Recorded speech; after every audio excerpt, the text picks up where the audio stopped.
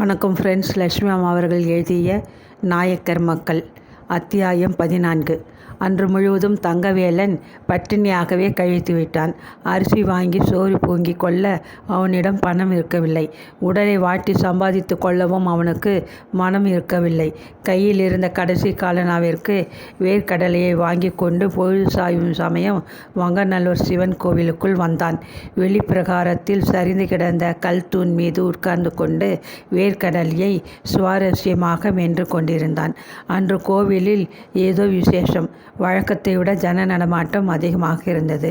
கோவிலுக்குள் வருவோரையும் வெளியே செல்வோரையும் வேடிக்கை பார்த்து கொண்டே உட்கார்ந்திருந்த தங்கவேலனது மனம் பலவிதமாக சிந்தித்து கொண்டிருந்தது. அஷ்டமிக்கும் சமயத்தில் ஜில் ஜில் என்று சதங்கை சாதம் காதை பிளக்கும் அளவு ஒலித்து கொண்டே இரட்டை மாட்டு வண்டி ஒன்று கோவிலின் எதிரே வந்து நின்றது. அதனின்று உயரமாக இறங்கிய இளைஞன் தனது அரும்பு மீசையை ஒரு முறை ஆசையுடன் தடவி கொடுத்து கொண்டு காலில் அணிந்த பாதரட்சிகளை கழட்டி வண்டிக்காரனிடம் கொடுத்துவிட்டு கோயிலுக்குள் நுழைந்தான். பூசியிருந்த சென்ட்டின் மனம் கோவிலின் பிரகாரங்கள் எல்லாவற்றிலும் பறந்து வியாபிக்க, சில்க் சற்று காற்றில் பறக்க, சரிக அங்கவஸ்தரம் தோள்கள் துவண்டு அசைய, மன்மதன் மானிட உருவில் நடந்து வருபவன் போல தன் கம்பீர தோற்றத்திலே பெருமை கொண்டவன் போல் அவன் உள்ளே வந்து கொண்டிருந்தான்.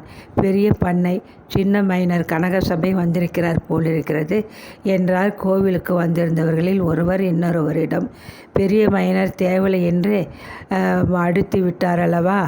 இந்த சின்ன மைனர் இவரது திருவிளையாடல்கள் ரொம்பவும் அதிகமாக கொண்டு வருகின்றன என்று பதிலளித்தார் இரண்டாவது மனிதர். அதே சமயம் கோவிலுக்குள் பூங்கொடியை போல் அசைந்து ஒயிலாக நடந்து வந்து கொண்டிருந்தால் நாகரத்தினம்.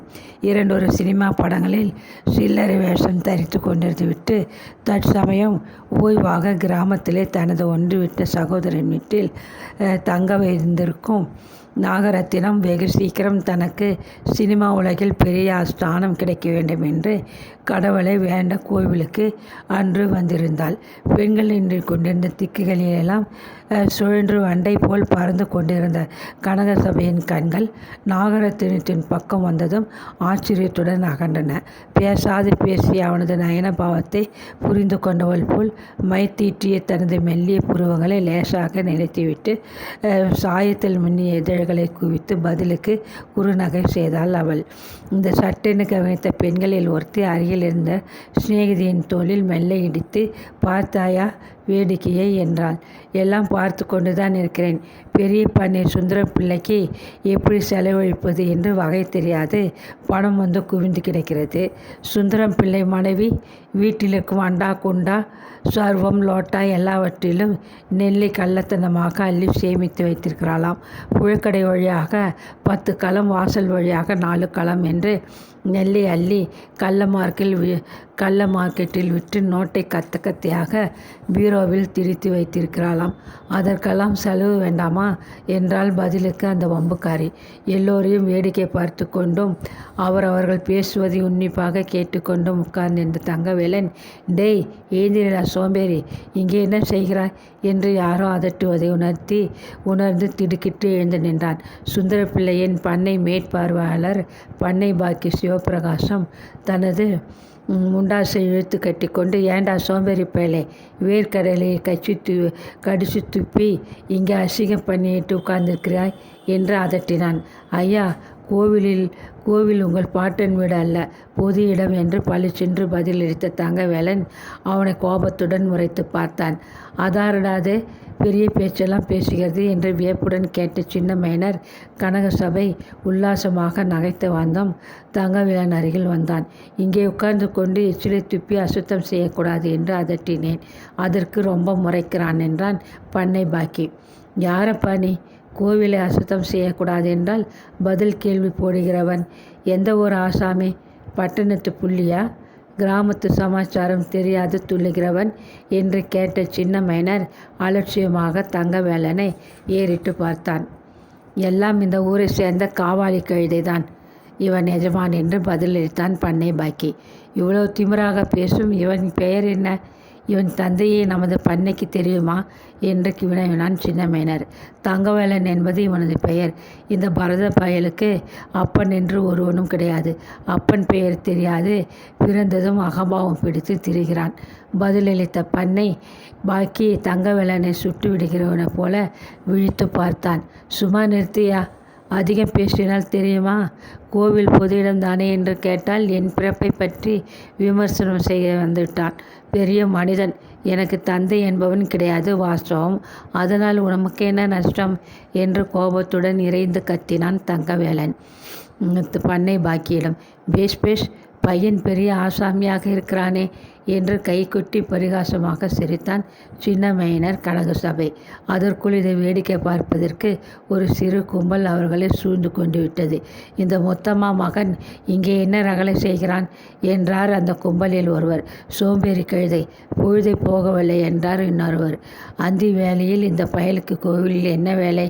யாராவது ஏமாந்த பெண் பிள்ளை கழுத்திலிருந்து நகையை கத்தரித்து கொண்டு ஓடதான் இங்கே வந்திருப்பான் என்றார் வேறு ஒருவர். தன்னை பற்றி கனப்பொழுதில் அவர்களுக்கிடையே எழுந்த பலவிதமான அபிப்பிராயங்களை கேட்டதும் தங்கவேலுவனது இரத்தம் கொதித்தது. ஆத்திரத்தில் அவனது உள்ளம் அனலாக பற்றி எறிந்தது.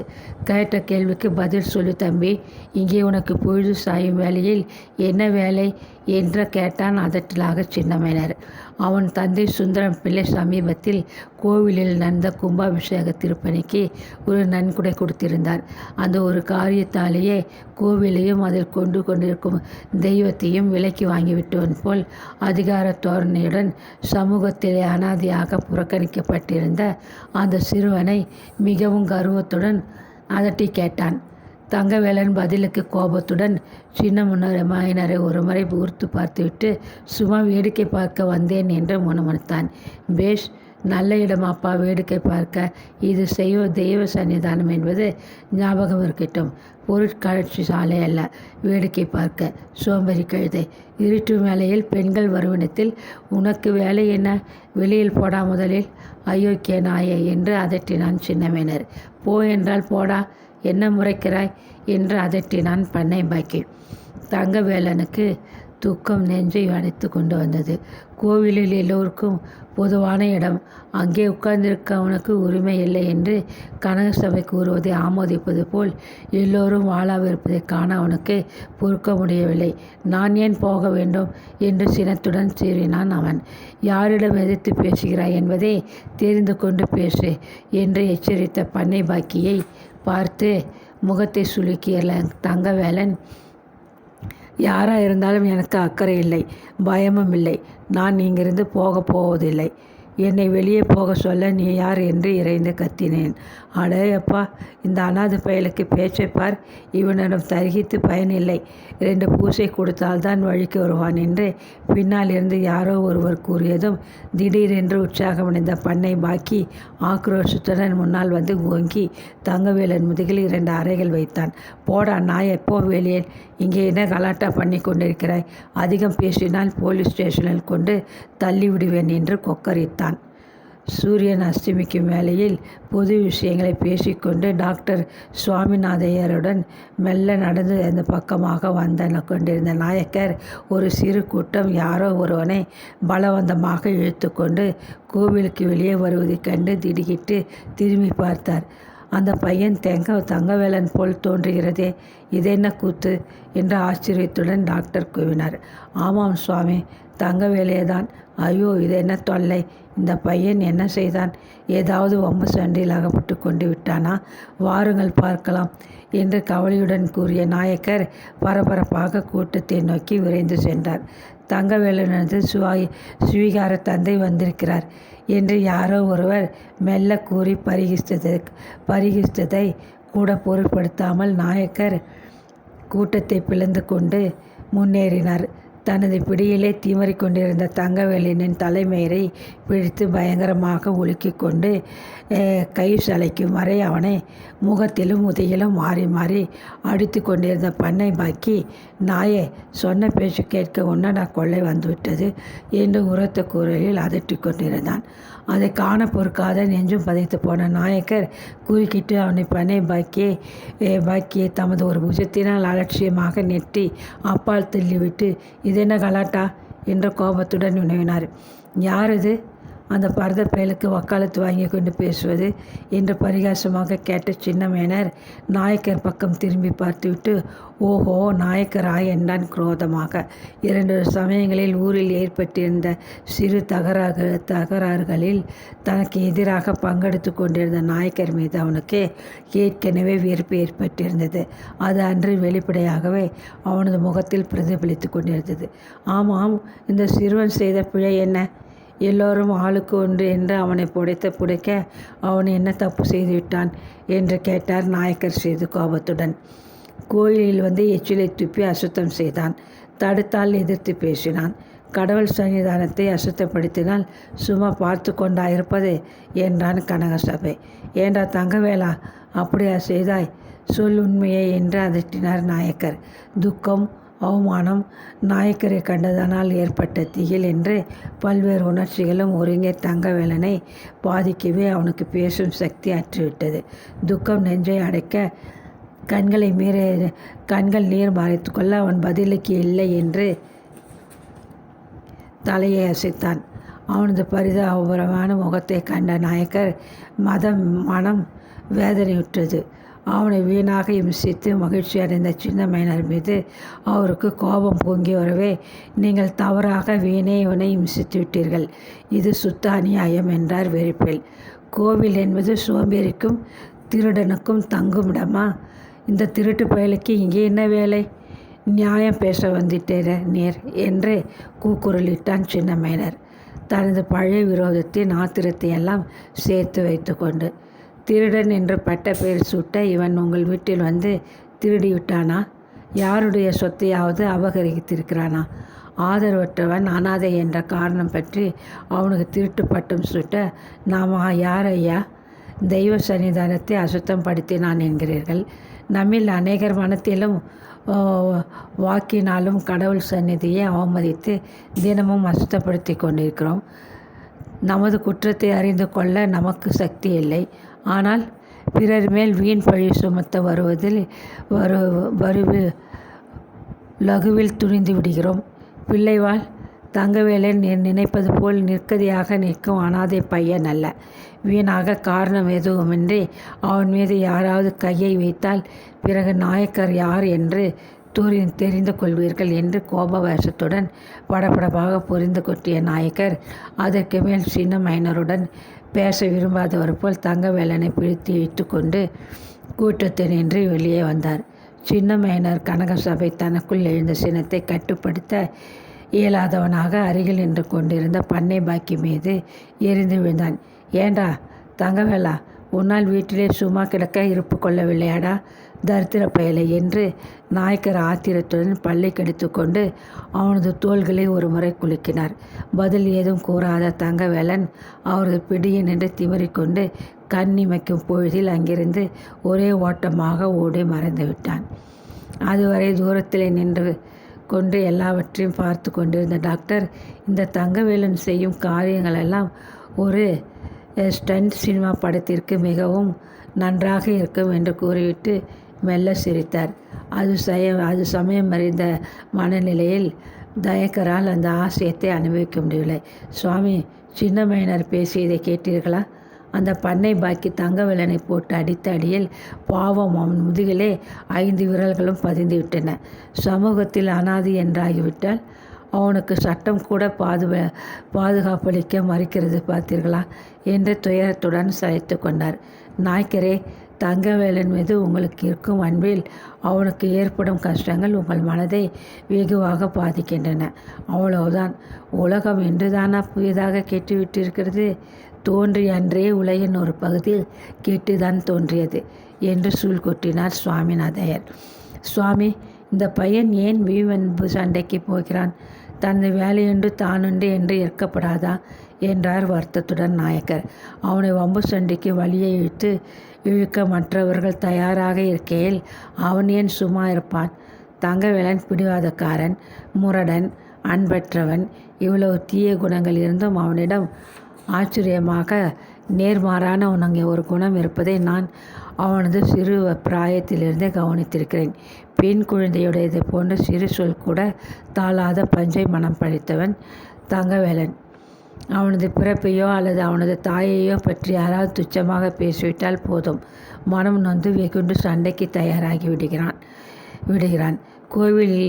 கோவிலில் எதேச்சையாக வந்து வேடிக்கை பார்த்து கொண்டு நின்ற அவனிடம் மனம் நோக்க ஏதாவது பேசியிருப்பார்கள்.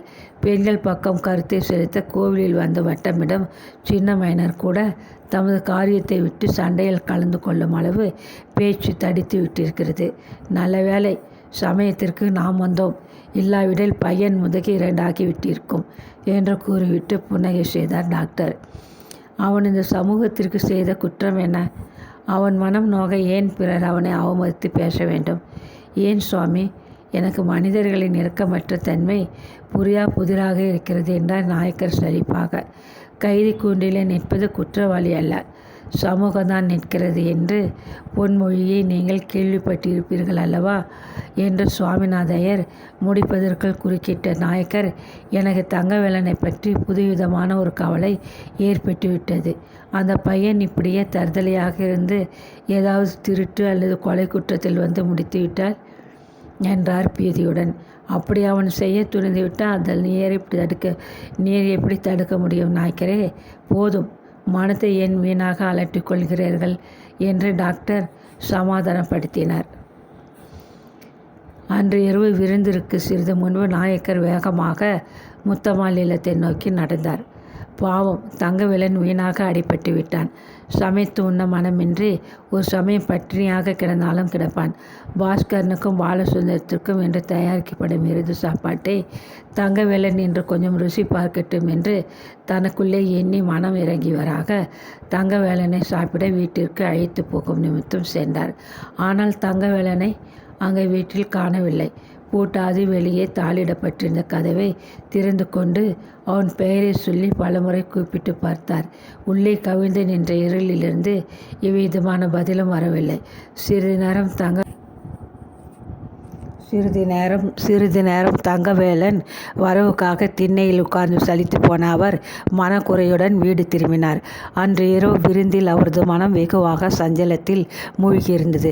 அனாதை பையன் தங்கவேலன் தேற்றுவார் இன்றி அழுது கொண்டு பட்டினியாக வீட்டில் இருட்டில் படுத்து கிடப்பான் என்று அடிக்கொரு தடவை அவனை பற்றி எண்ணி மனம் வருந்திய நாயக்கர் தமது கவலைகளை வெளியே காட்டி கொள்ளாது மிகவும் குதூகலமாக இருப்பவர் போல் பாஸ்கரனுடனும் பாலசுந்தரத்துடனும் தாராளமாக பேசி கலகலப்பாக இருக்க வெகுவாக முயற்சித்தார். சோவென்று மழை பொழிய ஆரம்பித்ததும் கூடத்து ஜன்னல் வழியே சாரல் காற்று உள்ளே வீச ஆரம்பித்தது. கையை கழுவி கொண்டு கூடத்திற்கு வந்த நாயக்கர் அந்த ஜன்னல் கதவை சாத்தி தாளிட நிமித்தம் அருகில் சென்றார். பளிச்சென்று வெளியே வீசிய மின்னல் ஒளியில் புழுக்கடை வைக்கோல் போருக்கு பின்னால் யாரோ ஓடி மறைந்ததை போன்று அவருக்கு தோன்றவே திடுக்கிட்டு அங்கே பார்த்து கொண்டு சிறிது நேரம் நின்று விட்டார். மீண்டும் பளிச்சிட்ட மின்னல் ஒளியில் அவரது கண்களுக்கு புழக்கடையிலிருந்து பெரும் வைக்கோல் போர் மட்டும்தான் தெரிந்தது.